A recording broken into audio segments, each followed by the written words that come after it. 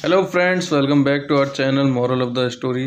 एक बार फिर हाजिर हैं हम लेकर एक रोमांचक किस्सा।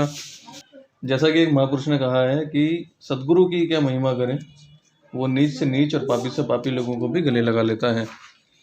तो इसी पर आधारित है हमारी आज की कहानी। एक बार की बात है, बारिश का मौसम था। कुछ साधु महात्मा अचानक से कबीर साहब जी के घर आ गए। बारिश के कारण कबीर साहब बाजार में कपड़ा नहीं बेच सके थे और घर में मेहमानों के लिए खाना भी काफ़ी नहीं था। उन्होंने अपनी पत्नी लोई से पूछा, क्या कोई दुकानदार कुछ आटा दाल हमें उधार दे सकता है, जिसे हम बाद में कपड़ा बेचकर चुका देंगे। पर एक फ़कीर जुलाहे को भला कौन उधार देता, जिसकी कोई निश्चित आय भी नहीं थी। लोई कुछ बनियों की दुकान पर गई, पर सभी ने नगद पैसे मांगे। आखिरकार एक बनिया उधार देने को तैयार हो गया, लेकिन उसने यह शर्त रख दी कि वह एक रात उसके साथ बिताए। ये नीचता भरी शर्त उसे बुरी तो बहुत लगी, लेकिन वह खामोश रही। जितना राशन उसे चाहिए था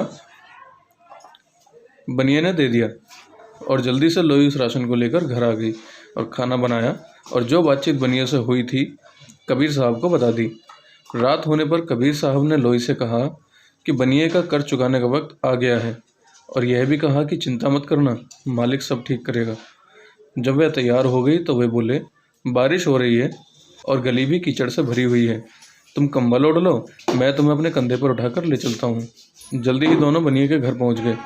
लोई अंदर चली गई और कबीर साहब दरवाजे के बाहर उसका इंतजार करने लगे।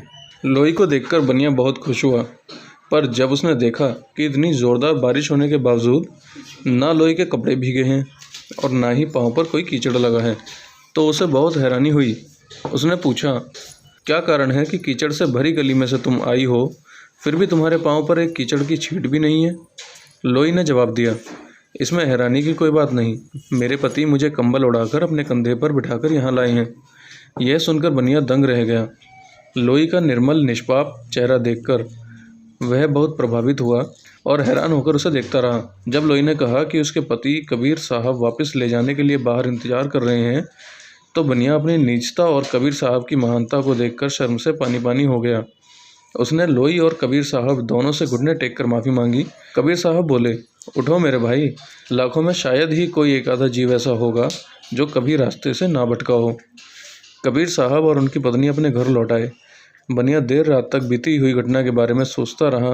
अंत में इस नतीजे पर पहुंचा कि संसार में एक ही सच्चा मार्ग है और वह है परमार्थ का मार्ग।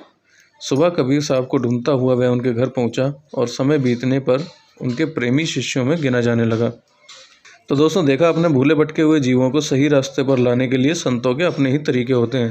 और आपने इस कहानी से क्या सीखा, ये हमें कमेंट करके ज़रूर बताइएगा। अगर आपको कहानी अच्छी लगी हो तो हमारे चैनल को सब्सक्राइब कर लेना और बेल नोटिफिकेशन आइकन को दबा लेना, ताकि आगे आने वाली ऐसी और भी कहानियों का नोटिफिकेशन आपके पास जल्दी से जल्दी आ जाया करे। मिलते हैं दोस्तों अगली वीडियो में। धन्यवाद।